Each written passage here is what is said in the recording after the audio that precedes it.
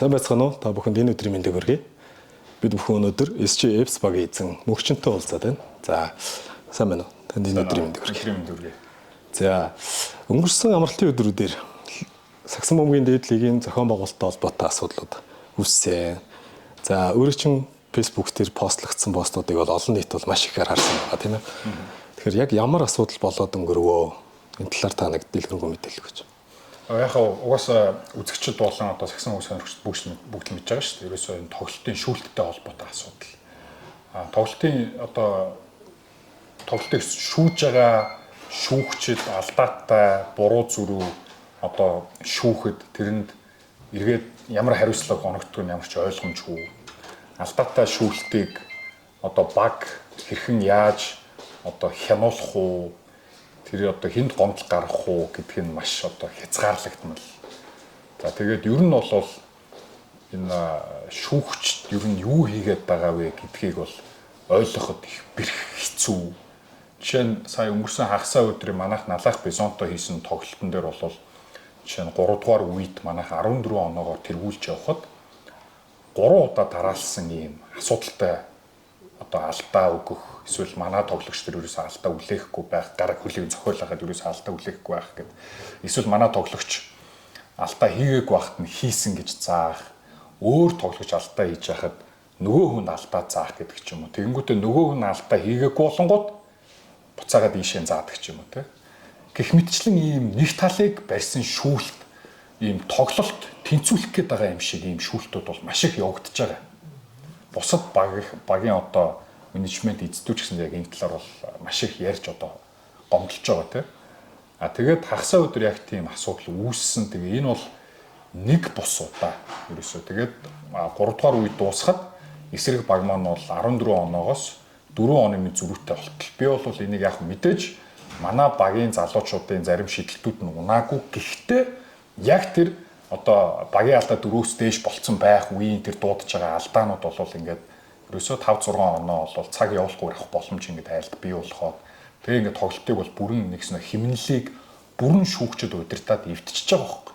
Тэгэхээр энэ бол угаасаа одоо олон нийтэд ил болсон асуудал. Зөвхөн энэний талаар мөнхчин гэдэг хүн ч яриад байгаа юм ерөөсөө биш. Та нар ингээд Facebook search руу ороод зүгээр шүүгчд, Сагсан бөмбөгийн шүүгчд эсвэл одоо бурмаа шүүгч гэл зүгээр хайгаад үзэхэд ямар их хүн бухимдлаа илэрхийлж байна, ямар их хүн энэний талаар бичиж байна гэдэг нь л ойлгомжтой харагдаж байгаа байхгүй. Тэгэд энэ дээр холбоо ямар нэгэн арга хэмжээ авсан зүйл ерөөсөө байхгүй. Гадаад шүүгчд авчирна гэж ярьж ийсэн аа. Өнгөрсөн жил финалийн тоглолтыг самарч хайчаад яваад өгсөн 2 Аз шүүгчийнхаа нэгийг нь аваад ирчих واخгүй тий. Тэгээд нөгөө финалийн тоглолт юу болсон гэдэг нь шүү дээ. Хинд металлын гадаад легонорт техник өгөөд яагаад техник өгч юм чи дахиж техник өгөө шууд талбайгаас хөөдөг те. Тэр бол ингээд финалийн тоглолт шүү дээ те. Тэгээд маргааш нэр чинь бүр нутаг буцаа яваад өгчдөг те. Айгүй амар. Тэгээд одоо дэлхийд одоо өөр шүүгч байхгүй юм чи тэр хоёр шүүгч байгаа нэгийг буцаагаа аваад ирж байгаа. Хэмчлэн ингээд энэ шүүлт дээр бол ямар ч арга хэмжээ холбоо ерөөс авахгүй байна. Олон нийтийн болон одоо энэ багуудын тавьж байгаа гомдол санал юу ч хүлээж авахгүй. Тэгээ эн чинь хүн аргаа бараад энтэй яаж тэмцэх юм бэ? Ямар ч одоо тэмцэх арга байхгүй бол талбай дээр бухимдлаа илэрхийлж эхэлж байгаа тийм үү? Талбай дээр бухимдлаа илэрхийлээд эхлэнгүүт хөөчж байгаа. Шууд хөө гэл талбай дээр одоо би бол талбай дээр багийн эзэн гэдэг статусгүйгээр бүр хөгжөөнд дэмжиж үзэгч гэдэг статустай үзэж байгаа шүү дээ. Билээд худалдаж аваад. Тэгэхэд үзэгч бол талбай дээр 9 шидээр яагц гаргаж болно. Тэр хин нэгнийг хараахгүй, хин нэгэн рүү одоо ёс бус үйлдэл гарахгүй л болол тэнд өөрөө гараа өргөөд яасан хэцүү юм бэ? Юу вэ? Алдаа биш үү? Тэр бол байх асуудал. Тэнгүү шууд хөөж байгаа. За энэ бол нэг удаа хөөгөөгүй. Одоо босод багийн эздэг ч гэсэндээ ингээл хөөдөг. Металлын багийн эзэн хөөжсөн, Brothers-ийн багийн эзэн хөөжсөн хөөгддөг ерөөсөө. Энэ бол ингээд нормалны зүйл болж байгаа байхгүй юу? Тэгээд хөөгдснөөхөө дараа Монголын Сагсан бөмбөгийн холбооны нарийн бичиг төгсж байгаа л гэж хүн угаасаа хөөж байгаа юм л да. Тэгэхээр тэр үнийг одоо сууж байгаа газар нь очиод би асуусан. Төгсөө чи яагаад намайг хөөж вэ? Яагаад юу н хөөгöd байдгийг гэсэн чи би хөөгөөгүй ч юу яриад байгаа чамаас өөр хин өөх юм гэсэн. Хүмүүс ажиллаа хийж байна гэж. Үгүй ээ наад чи ажиллаа хийж чадахгүй шүү дээ. Чи наа шүүгч нараа харлаа гэсэн чинь босч ирээд чимөө юу вэ гэж шууд намайг мөрөгч байгаа байхгүй. те. Шууд хүний биед халтж байгаа. Энийг бол тэнд байсан хүмүүс харсан. Төгсөөгийн өөрийнх нь одоо найз нөхдөд хамт суугаад тоглолт үзчихсэн тэр хүмүүс бол мэдж байгаа. Мэдээж яах вэ? Төгсөөгийн эсрэг ярихгүй л ах л та. Гэхдээ мэдж байгаа. Гэрчтэй те. Тэгээд эн чинь би одоо Сагсан бөмбөгийн дээдлигийн багийн эзэн хүн. За одоо холбооны нарийн бичгийн дарга дээр очиод ингээд асууж яагаад хөөж байгаа. Тэгэхэд шууд хүний биед халтангууд хүн ингээд шоконд ороод ямар реакц үзүүлэхээ мэдэхгүй 3-4 секунд болж байгаа. Тэгээ эн чинь мэдээж хүн натурал нь ингээд цаанаасаа уур хүрээл чи одоо хин бэ юу вэ хүний биед халтдаг. Чи гараад тэр хоёлоо уулзъя гэдэг. Тэгэхэд яг хамаалагч нар аваад явж байгаа. Тэгээд тэр чинь ингээд ойрлоо чинь чарлал мэдээж тэр чинь уурсан юу ямар л олиг байх вэ. Тэгээд яг тэр хэсгийг одоо ингээд чинь бичлэг хийгээл тавьчихсан. Тэгэл нөгөө мөнгө чи ууралт гараа ууралж чинь орилтгоор орилж чинь гэдэг нэг юм үсэг гаргаж ирээд. Тэгэхээр энийг зүгээр дүгнэж хэлэхэд юу вэ гэхээр энэ бол эргээд нөгөө Монголын Сагсан бөмбөгийн холбооны одоо ажлын хэсэг гэх үү, удирдлага гэх үү. За удирдлага гэхээсээ илүүтэй үүрэг гүйцэтгэж байгаа хүмүүсийн байгаа байдал яг ийм байгаа. Нэг ийм дарангуйллын шинжтэй юу гэсэн үг вэ? Зүгээр ингээд одоо бодоод үзсэн. Би бүр ингээд гайхаад байна. Багийн эзэн ингээд чи яагаад намайг хөөж байгаа юм гэсэн шууд ингээд мөрөгч байгаа байхгүй юу гэсэн үг. Тэгсэн чинь энэ нэг удаа босон явдлаас биш юм байлээ. Өнгөрсөн жил гэсэндээ гард багийн эзэн буян нэмэхийг бас цохиж авсан. Одоо зодтолсон ч юм мэдгүй тий. Тэгээд тэр хүнийг бүр ингээд аренагаас бамдсан. Одоо тэгээд өөрөө бас ёс бос үйлдэл гаргачаа тий. Тэгэхээр одоо энэ холбооны нарийн бичгийн дарга энэ хүний ёс бус үйлдэл төр ямар арга хэмжээ авах вэ? За надад арга хэмжээг авч болно. Орилсон, чарлсан. За намайг юу ч аренагаасаа бүр бандчих, тэ? Тоглолт үзүүлэхгүйгээд хорчих. Тэгвэл хэрвээ тэх юм бол холбооны нарийн бичгтэй адилхан арга хэмжээ аваа гэдэг л юм зарчмын асуудал юусэн юм байна.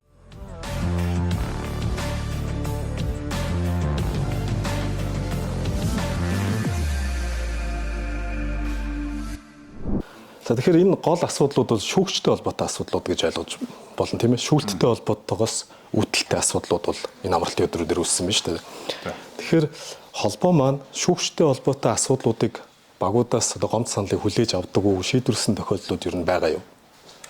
За одоогийн байдлаар шүүгчдийн алдаатай шүүлтэн дээр ямар нэгэн асуудлыг шийдвэрлсэн эсвэл тийм ээ бид алдаа гаргасан байна, хариуцлага тооцсон эсвэл уучлахгүйсэн ямар ч одоо энэ 3 дахь жилдээ одоо лиг зохион байгуулж байна. Сүүлийн жил зохион байгуулснаас хойш. Тэрнээс хойш бол нэг ч тийм арга хэмжээ бол авагдаагүй байгаа. За дүрм журамдаа юу заасан байдгүй гэхээр хэрвээ баг одоо шүүлттэй маргаантай асуудал байх юм бол тоглолт дуусаад цаг зогссноос хойш нэг цагийн дотор бичгээр мэдэгдэж байгаа. Нэг цагийн дотор шүү те. Амжих уу? Ямар ч боломж байхгүй. Одоо жишээ нь Завхан Brothers багийн нөгөө Diamond Stone-ийн гаран дээр алдаа игээд тэгээд тоглолт одоо дуусчих яг эцсийн мөчөд шүү дээ тий. Тэрийг алдаа хүлээгээгүй тэгээд нөгөө цаг сунгаад Мөнхбаатар ингээд тоглогч бэртээ тэгээд тэрэн дээр одоо шинэ Завхан Brothers багийн удирдлагаас бичээ өгсөн байлээ л тий. Маргааш нь ч юм хийзээ чи мэдгүй. Мэдээж тэд нар чинь нөгөө халаалт юугаа дуусган сунгалтаа хийн тоглогчд тэгээд нөгөө локер руунд оч хувцсунараа солино дараа нь офис дээр очиж нөгөө бичлэгээ үзнэ тэгээд баримтаа гаргана ингээ бичгээ өгнө гэдэг эн чинь ядаж 24 цагийн хугацаа байх хэрэгтэй байхгүй тий. Тэгэхээр ямар хариу өгсөн гэхээр нэг цагийн дотор мэдэгдэх хэрэгтэй байсан. Одоо юу ч хийх боломж байхгүй л гэдэг л тийм хариу өгч байгаа байхгүй тийм. Олон улсын одоо сагсан бөмбөгийн практикууд байна тийм. FIBA олон улсын сагсан бөмбөг. Одоо NBA ч гэдэг юм уу гадны лигүүд тийм ээ. Лигүүдэд одоо тамирчтай банддаг асуудлууд байгаа, шүүгч нартай асуудал тооцдог, багийн эздэд хүртэл арга хэмжээ авсан тохиолдол зөндөө байдаг тийм ээ. Тэгэхээр сүүлийн 2-3 жилийн хугацаанд бол бид нар тоглогчийг бандсан тохиолдол 1-2 тоглолт гэлтгүү хамгийн дээд нь 2 жил гарan бол дотрыг баацсан тохиолдол байгаа тийм ээ. За багийн эздийг өнгөрсөн жил 26 оны 12 сарын 31 хүртэл би юу андуураг бол 5 хүнийг багийн одоо нөгөө нэг юм арын албаны бүрэлдэхүүнээр ордонд орж ирэхийг хориглоцсон. Одоо үзэгчдийн судлаас үзэж байгаа бох тийм ээ. Холбооны үйл ажиллагаанд оролцоог хориглоцсон тийм ээ. Тэгэхээр сүүлийн 2 жилүүдэд бол энэ шүүгчтэй холбоотой асуудлууд дээр магадгүй лигийн зохион байгуулагчтай холбоотой асуудлууд дээр арга хэмжээ аваагүй харагдаад байгаа. Бид нөгөө хэвлэл мэдээлэл учраас аль болох мэдээлэлтэй ойр ажилдаг.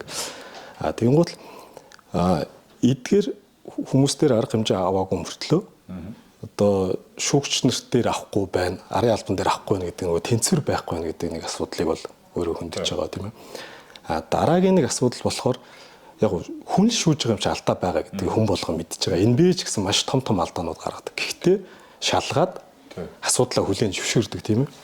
Энэ системийг юу н дөрөндөө байдаг уу? Одоо сүүлийн 2 минутын репортч гэдэг юм уу те тоглолтын байдлаар анализ хийгээд шүүгчтэй дүгнэлт гаргасан тохиолдол юу байгаа болов? Тийм юм байхгүй. Би одоо нэг хитэн зүйл дээр гайхаад идэв. Нэг зүйл нь юу гэхээр одоо жишээ нь маш сайн чанарын камерууд тэнд одоо бичлэг хийж байгаа телевизээр ч гэсэн амжуулж яадаг шүү дээ. Зарим одоо гоё довтлогоо хаалт их юм бол удаашруулаад жишээ нь PS-ээр гардаг тийм. Гэтэл чаленж авах үеийн бичлэгийг хизээж телевизээр гаргадаг. Тэр аягүй сонирмоо. Гардгүй чаленж авах үгүй шүү. Чи үзчихсэн үү? Чаленж авахад нөгөө шүүгчээ тэр нэг жижигхэн дэлгэцэн дээр ингээл юмаа харж яадаг. Тэгээд тэр дэлгэцэн дээр гарч байгаа юм телевизээр гаргадаг шүү. Сүүлийн хэдийн тохиолдолд төр би үтсээ гарч ирсэн. Нөхөд. За тэгвэл гарсан мөрчлөө ийм асуудал байдаг. Дандаа алдаг оног гаргадаг. Байн гаргадаг. Миний хүүсдэг тоглолтууд дээр л гарч байгааг. Одоо сүүл манай авсан чаленж дээр бол тэр ингээ жижигхэн дэлгэцнээр ингээ шүүгчт нь л яриад байгаа байхгүй. Хиний одоо гарнаас бөмбөг гарсан. Тэгээд тийм нөгөө ил тод байх хэрэгтэй байнга. Шүүл. Үнэхээр бид нар зөв шүүгээд байна гэж байгаа бол тэрийг ил тод харуулах хэрэгтэй олон нийт тийм үү. Нэгдүгээр шүү дээ. Хоёрдугаар бүр яалтчгүй буруу шүүлт тэр тоглолтыг тайлбарлаж байгаа хүмүүс нь үртэл чи одоо юу болчихвоо гэж байгаа юмн дээр нэг холбоо тэр зохион байгуулагч нь эргэж нэг хараад оо тийм байна манай шүүгч алдаа гаргасан манай уучлаарай бид нэр цаашид анхаарч ажиллая гэдэг ядаж тэр бидний буруу шүү гэдэг зүйлийг хизээж хүлээж авахгүй байгаа гэдэг нь айгүй сонирхолтой байхгүй. Эсвэл одоо бид нэр алдаа гаргачаа гэхээр доошоо орчих гээд байт юм уу те бидний буруу ээжээ гэхээр одоо өөртөө мяа олчих гээд байт юм уу. Энэ бол ингээд ямар ч бизнесийн соёлд ямар ч одоо зохион байгуулалтын ажил хийж байгаа хүмүүсийн бүр хамгийн адгийн наад захын одоо ёс зүй этикийн асуудал болцсон байх хэрэгтэй байхгүй. Алдаа гаргасан бол хүлээн зөвшөөрдөг, уучлалт өгдөг, буруугаа хүлээдэг, цаашид сайжирдаг тийм. Гэтэл тийм юм байхгүй. Эсвэл бид ийм шийдвэр гаргана. Та нар энийг дагахгүй болвол зайлцгаа гэдэг байр суурьтай байж өрөөсө болохгүй байхгүй тийм. Одоо өнгөрсөн жил усан асуудлуудыг хүн болгон мэдж байгаа тийм ээ. Лиг 2 салах гал багийн эзэд хүртэл асуудал үүсгээл харилцан тохиролцож чадахгүй асуудлууд үүсчихсэн тийм. Тэр нөхцөл байдал маань юу болсон бэ? Ямарваа нэгэн оролцогч талууд бүгдээрээ л харилцан ашигтай, харилцан нэг нэгийнхээ эрх ашигыг хүндэлдэг, харилцан ашигтай бийж ямарваа нэгэн харилцаа урт явдаг тийм бизнесч бай, харилцаач бай тийм ээ. Одоо ойл уулзаа сууж хагаад би өөрөө ч үйл хөндлөдөг үл ойлыг харилцаа ингээд дуусан тийм ээ. Тэр шиг одоо энд оролцож байгаа субъектуудын тий талуудын эрх ашиг яаж зохицуулж байгаа вэ? Одоо нүднгийн асуудлууд маань ер нь зэгцэрсэн үү? Одоо яг тэр одоо лиг 2 салах гэдсэн багийн эзэд өөрсдөө лигээ байгуулах гэдсэн гэдэг асуудлыг яг хүмүүс мэдж байгаа гэхдээ яг нарийн ширийн сайн мэдэхгүй ч магадгүй. Тэгэхээр би энд яриад өгч. Ямар асуудал үүссэн бэ гэхээр өнгөрсөн жилийн лиг зохион байгуулалт болоод зохион байгуулалтын хурал гэж зүйл одоо зарласан юм. Ажлын хэсгээс. Тэ ажлын хэсгээс. Тэгээд хуралд яваад очтол хурал гэдэг бол саналаа солилцсон, зохион байгуулалтаа ярилцсан, хэдүүлээ яах уу, ийх үү гэж санал хүслээ солилцдог зүйл шүү дээ хурал гэдэг чинь. Тэгээ шийдвэр гаргадаг. Гэтэл багийн эзэд болон багийн менежментэд яаж юм гэхээр бид нар ийм шийдвэр гаргацсан, та нар зүгээр танилцуулж байгаа. Хүлээж авбал. Тэгээд хүлээж авал гар үсгээд зур гэдэг л ийм хурал болсон байхгүй юу? Тэгээд тэр хурал дээр чинь одоо үгүй ийм тэгш бус байдал байна. Адгийн наацхан за бид нар одоо та нараас нэг мөнгө төгрөг асуухгүй. Бид нар тэг 10 суудлогч гэсэн баг. Багт зориулаад нэг 10 суудлал гаргачих гэсэн багхгүй юу? Тэгсэн чинь боломжгүй гэдэг асуудал гарч. Тэнгүүд нөгөө багийн эзэдүүд чинь өөрсдөө одоо энэ жилийн тэр төсөв чинь баг сайн багийн төсөв 2 тэрбум төгрөг гарчиж байгаа. Энэ их мөнгийг гаргаад одоо багийн тамирчдаа хөгжүүлээ, цалинжуулаад 20-30 хүн ажилуулад тэгээд тэр ордонгийн чинь дүүргээд борлуулалтыг хийж өгөөд энэ сагсан бөмбөгийг чинь таниулаад олон нийтэд хүргээд тий хариуд нь юу ч нэхэх байхгүй бид нар хизээч анхуулвал тэр орлогыг хуваая гэдэг зүйл бүр ерөөсөө яриаггүй нэг 10 санал гаргаад өгч гэсэн байхгүй бид нар спонсор байгууллагатай хүмүүсийг суулгахыг бид нар багийн эзэн мэдэн яаж өөрсдөө сууя нэг 10 санал гаргаад өгч гэсэн чинь үгүй боломжгүйгээд тэгээд манай багийн эзэд чинь юу 10хан санал гаргаж өгч чадамжгүй бид нарыг арай ч ингэж хасан богдуулж болохгүй гэл тэгээ хоорондоо уулзаад ер нь бид нэр эрх ашгаа төгөөл ер нь эрх ашгаа хамгаалъё. Яхаараа UG арена орлогын 70%-ийг аваад холбоо 30%-ийг аваад баг багийн эзэд гэж ярихаа болъё. Баг өөрөө ямар ч орлогогүй байт юм бэ гэдэг л асуудлыг тавьж эхэлсэн баг. Одоо дараа нь энэ асуудлыг нөгөө сөхөж гарч ирснээс хойш олон нийт хүмүүс ингэ сонсоод хүй нэрээ танаа баг орлого авдаггүй байсан юм уу гэж гайхаад байгаа. Тэгэхээр нөгөө хүн бүрийн одоо оюун санаанд бол орлогоо хуваадаг л гэж бодож исэн байгаа байхгүй. Гэтэл тийм зүйл байхгүй. Одоо хүртэл бүх орж байгаа орлого тэр билет борлуулалт тэр бүхний бол 70%-ийг юу ч яриана авдаг, 30%-ийг холбоо авдаг. Баг ямар ч орлого байхгүй. Баг болвол ёстой багийн эзэдийнхээ нуруунд дээрээс нь спонсор байгууллагуудынхаа одоо санхүүгийн тусалцаан дээр явж байгаа. Бүрэн дүрэн. Тэгээд тэр асуудал ер нь яаж дууссан бэ гэхээр бид нар эсэргүүцэл илэрхийлээд та нар бидний шаардлагыг хүлээж автал эсвэл биднэртэй уулзаж дундаа уулзтал одоо дундаа уулзъя гэдэг чинь бид нар та нар биднийг сонсооч ээ. Бид нар та нарын дүрм журмаар дандаа тоглолтгоо. Та нар бидний эрх ашигыг бас хамгаалаач ээ, сонсооч ээ гэдэг хахад хүлээж авахгүй. Та нар тэгвэл зайл бид нар хөгжлийн лигээс багууд оруулаад лигийг хийчихнэ гэл өнгөрсөн жил эхэлсэн шүү дээ. Тэгээд ирсэн чинь сүүл рүү нөгөө тоглогчид чинь хүртэл одоо бид нарыг гуйгаал ив нэгтлээ бодоочтой нэгдсэн холбоочтой хоёр салаад яах юм бэ? Бид нар бол холбоог ерөөсөө салгана гээгүй. Бид нар зүгээр лигээ тусдаа юм гэсэн үг. Тэр чинь шал өөр асуудалтай. Тэгээд за ер нь ив нэгтлээ бодоод хэдүүлээ Монголын сагсан мөнгө холбоотойгоо эргээд одоо лигдээ орё гэж шийдвэрлсэн. Тэгсэн чинь яасан гэж? Та нарыг 3 жилээр бандлаа.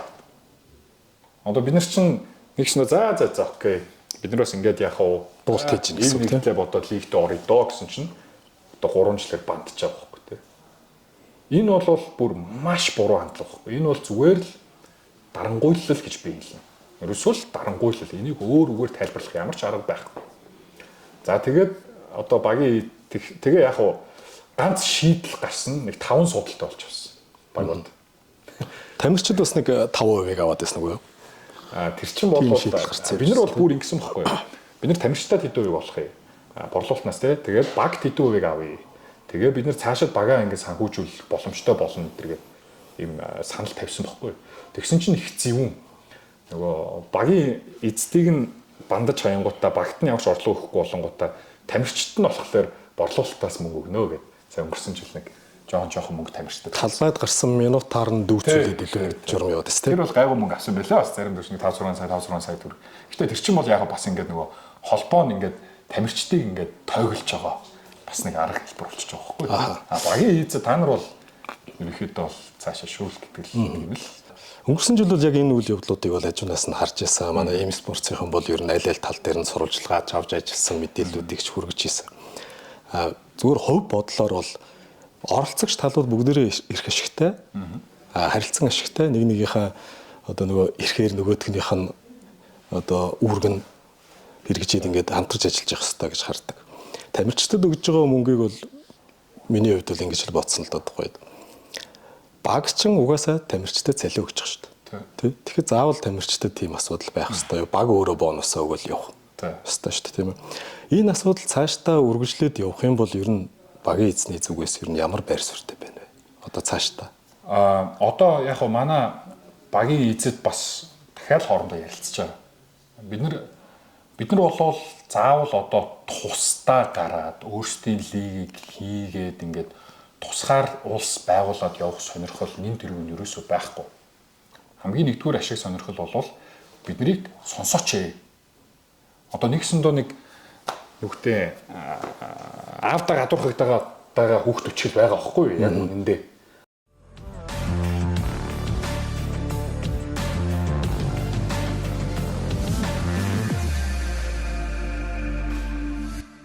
Зүгээр л багийн эзэдийн хүсэж байгаа зүйл нь нэгдүгээрт багийн эзэдийн эрх ашигыг багийн эзэд бишээ. Багийн эрх ашиг. Багийн эрх ашигыг тавиад өгөөч. Энэ баг гэдэг чинь өөрсдийн түүх, өөрсдийн фанатууд, өөрсдийн зорилго, өөрсдийн чиг хандлага, өөрсдийн үүрэг, мөрөөдөл, за бий болгосон зүйл, брендинг, спонсор байгууллагууд гэд ард нь маш их зүйлс явж байгаа байхгүй. Энэ багийн эрх ашигыг та нар хамгаалаад өгөөч. Яаж хамгаалах юм? Нэгдүгээрт лигийг зохион байгуулах дүрм журамдаа бидний саналыг оруулаад өгөөч.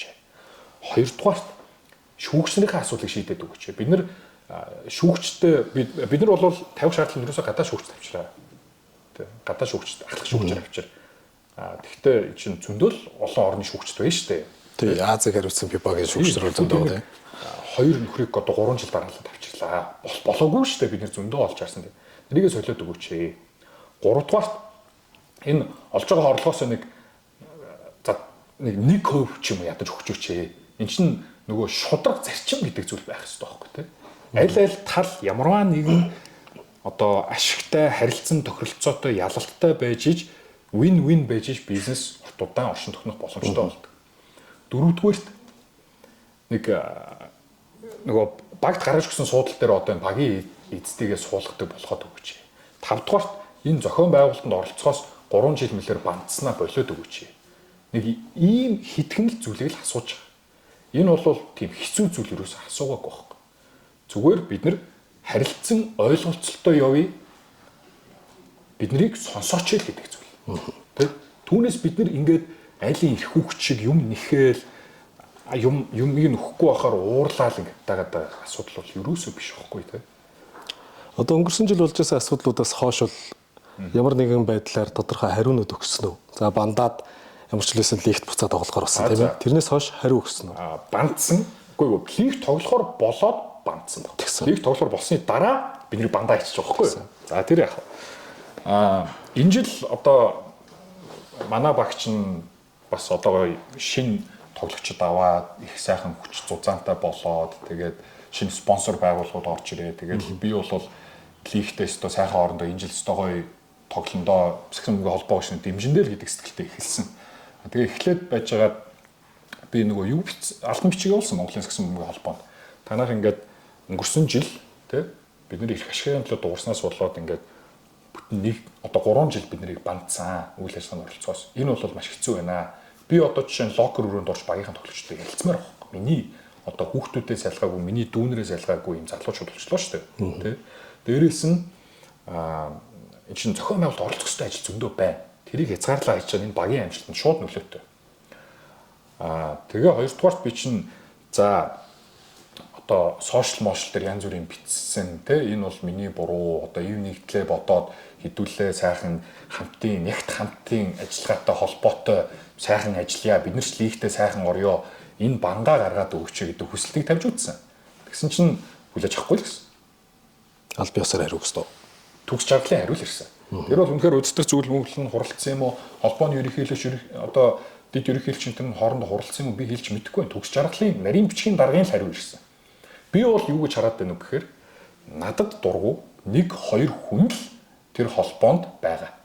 Тэгэл тэд нар л одоо боломжгүй. Одоо чи цаашаа чамайг л хайхрах боломжгүй гэдгийг хариу өгдөг юм болов гэж би харддаг шүү дээ. Яг үнэндээ холбооны ерөнхийлөгч дэд ерөнхийлөгчтэй би уулзаж үзээгүй болохоос сайн мэдэхгүй л байна.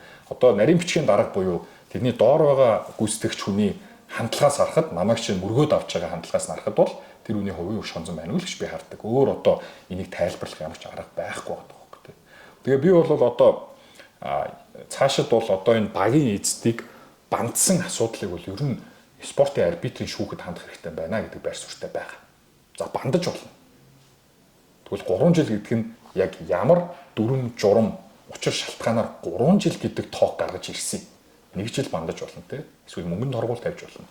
Ер нь ихтэй яагаад багийн эзэн багийнхаа эрх ашигын төлөө багийн эзэн гаргацснээрээ бандуулах ёстой юм.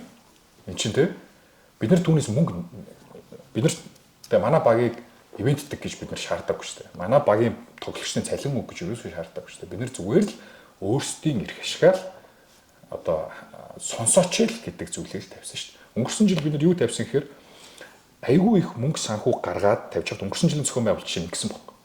12 сард баг бүтэн амархаар тавьсан байсан баг.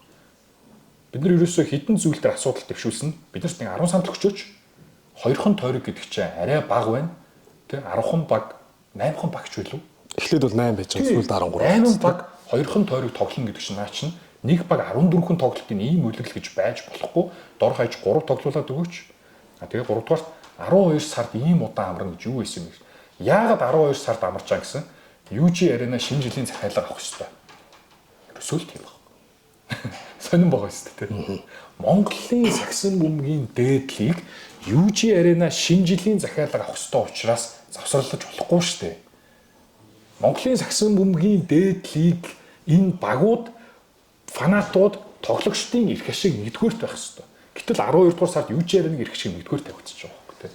Гэх мэтчлэн ерөөсөө л ийм асуудлаас болж л бид нар өнгөрсөн жил шаардлага тавьсан. Тэгээ үр дүнд нь юу болсон? За 5 судалтай болсон баг. Бас болж байна. Өмнө нь юу ч байхгүйсэн. За тэр 5 судал дээр нь одоо нөгөө багийн эзэн сууж болохгүй ээ. Ягаад гэхээр бандуулсан. Тэгээ одоо бид нар өөрсдөө билет худалдаж авч ортыг. Үзэгчийн статустай гэсэн үг. За лиг өнгөрсөн жил 13 баг болоод 2 тойрог явсан. Нэг баг 20 хэдэн болсон. За тэр зорилготой хүрсэн.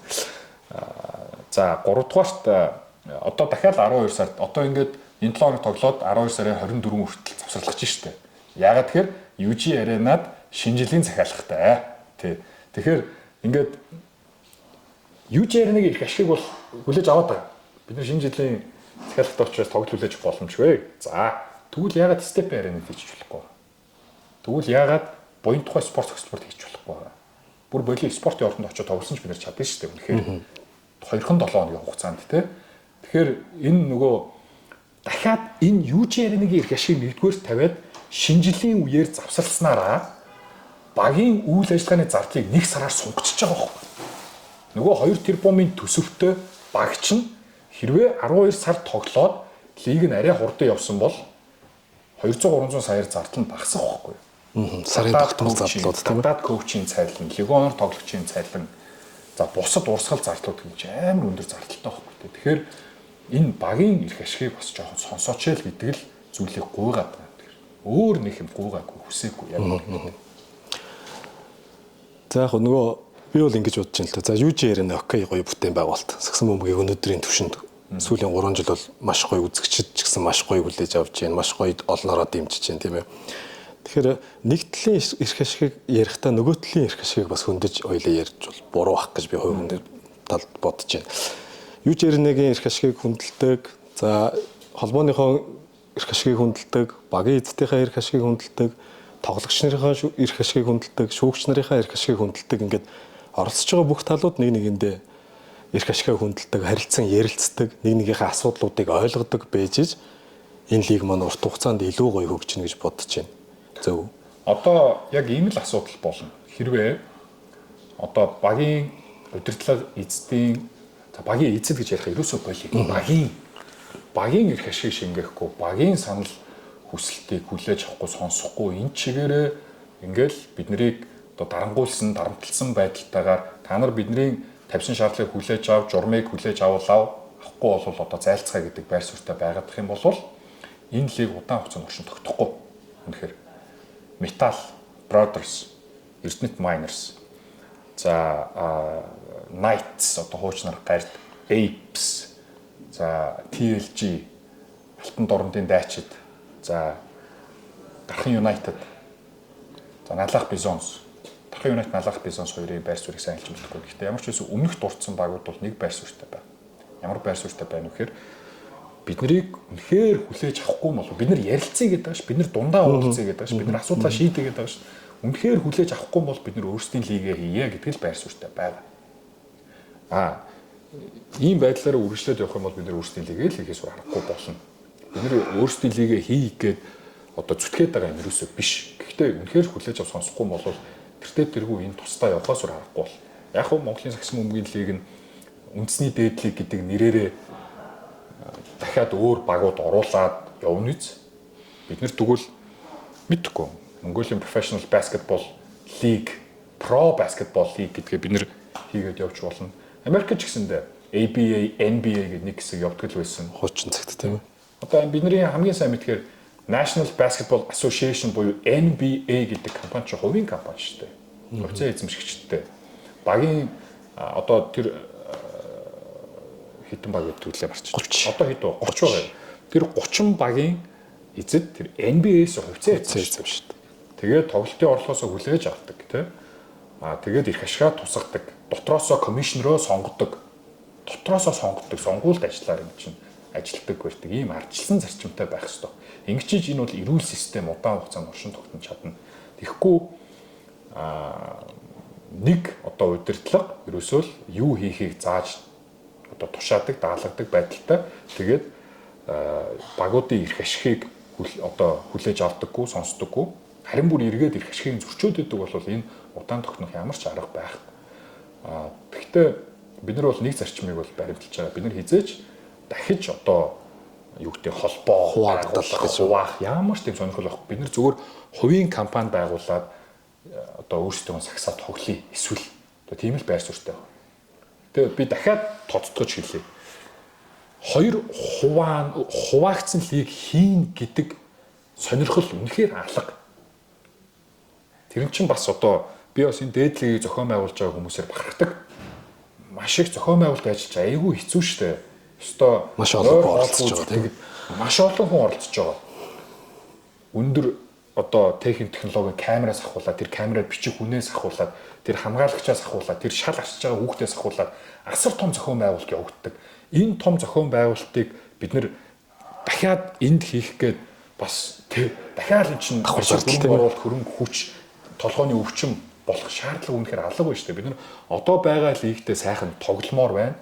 Бид нарыг сонсооч хүлээж аваач л гэтгэл ийм үнцгийг юусоо ярьж байгаа байхгүй тий. За ямар ч хэлсэн бид нар SJFs багийн эзэн мөнгөчнгийн тайлбарыг бол та бүхэндээ хүргэлээ. Дараагийнхаа ярилцлагаар холбооны бас байр суурийг бид нар бас сонсох нь зөв байх гэж бодож байна. Зохион байгуулагч нарын саналыг бас сонсох нь зөв байх. Тэгэхээр ямар ч хэлсэн би ч гэсэн хувьдаа хүсэж байна. Хизээш бити хуваагдаасаа талууд харилцаа асуудал одоо шийдээд энэ лиг маань урт хугацаанд илүү гоё хөгжихийг бас хүсэж байна. За танд эцэст нь хэлэх зүйл дутуу үлдээсэн мэт. Эцэст нь гэж хэлэхэд одоо манай Монголд нэг ийм жишг айгүй тогтцоод бид нар жоохон ийм арчилсан зарчмаас айгүй ингэж ухраад байна л да. Одоо оролцогч талуудын эрх ашигыг хамгаалах гэдэг зүйлээс айгүй ухраад байна. За Монголын сагсан бөмбөгийн холбоо UG Arena багууд байж иж энэ гурвалчин чинь энэ үндэсний дээдлийг гэх энэ сайхан зүйлийг бий болгож байгаа. Өнөөдөр SJFs баг байхгүй. BCH Knights баг байхгүй. Бишрэлт Металл баг байхгүй. Завхан Brothers байхгүй. Эрдэнэт Miners байхгүй. Инут TLG баг байхгүй. Дархан United байхгүй. Налах Bison байхгүй бол энэ лиг оршин тогтнож чадахгүй шүү дээ. Үүнтэй адилхан UG Arena байхгүй бол бас гоё ордонд бид нар тоглож чадахгүй тийм үү? Гоё тав тухтай сайхан лиг үзэж чадахгүй. Монголын сагсан бөмбөгийн холбоо байхгүй бол ийм сайн зохион байгуулалт ус хийж чадахгүй. Тэгэхээр энэ гурвалчин чинь эргэх холбоотой зайлшгүй хамтран ажиллах, хамтдаа нэгдэж нэгнийхээ эрх ашигыг сонсож, нэгнийхээ санал сэтгэлийг сонсож дундаа уулзж иж зохион байгуулах ёстой зүйл хэвгүй үндэсний дэдлэгчтэй. Одоогийн байдлаар UG Arena сагсан бөмбөгийн холбоо хоёр бол ингээд болоод байна. Хорн ашигтай байна тийм. Багуудыг хаалганы гадна гараад хайцсан байна. Гэтэ бүх багууд биш шүү. Нэг 7-8 баг бол яг одоо хаалганы гадна бол байна тийм. Жишээ нь яагаад тэгвэл бусад багуудад жишээ нь UG Arena-гийн тоглолтын зааланд шидэлт хийх боломжийг олохгүй. Бид нар бас тэр аренагийн зааланд бэлтгэл хийн цаг гаргаж өгдөг юм уу? Үгүй шүү дээ. Боломжгүй шүү дээ. Бид нар өөрсдийн шийдэндээ очиж шийдэлтэй хийдэг шүү дээ, тийм. Энэ талаар мэдчлэн ингээд итгэхгүйсэн юм шүү. Мэдчлэн одоо энэ ингээд юм эргэтгэж баймаар байна. Үнэхээр одоо тэгэхгүй бол үнэхээр одоо хэцүү байна, тийм. Тэгэхээр яг хөө мэдээж хэцүү зүйлс бол шийдэл байдаг. Энд бол хоёр шийдэл байгаа. Нэг шийдэл нь бол бид нар сайхан эв нэгдэлтэй бай гэж би гуймаа. Одоо миний ярилцлагыг тэр холбооны ерөнхийлөгч удирдлага нь үзхийг сайн мэдэхгүй л байна л. Бид нар бол үнэхээр эв нэгдлийг хүсэж байна. Би бүр ялангуяа эв нэгдлийг хүсэж байна. Хамтран ажиллах одоо таатай нөхцөл байдлыг бүрдүүлэхийг хүсэж байна. Ингээд өөрөө ч нервтэй, бусдыг нервтүүлэл байнга ийм хэрүүл зодонтой баймааргүй байна. Сайхан сагсан бөмбөгөө тоглоод тэндээсээ урам кайфа аваад энэ сагсан бөмбөгийнхоо илүү их дэлгэрүүлэлт, түгээлт, хөгжил, хувь нэмрээ оруулаад ингээд сайхан явмаар, сайхан сагсаа тогломоор яг үнд. Тэгэхээр бидний энэ хүсэл, бидний эрх ашигыг бас бодолцож үзэж хүлээж аваач л гэдгийг тэгэхээр гуймаар байна.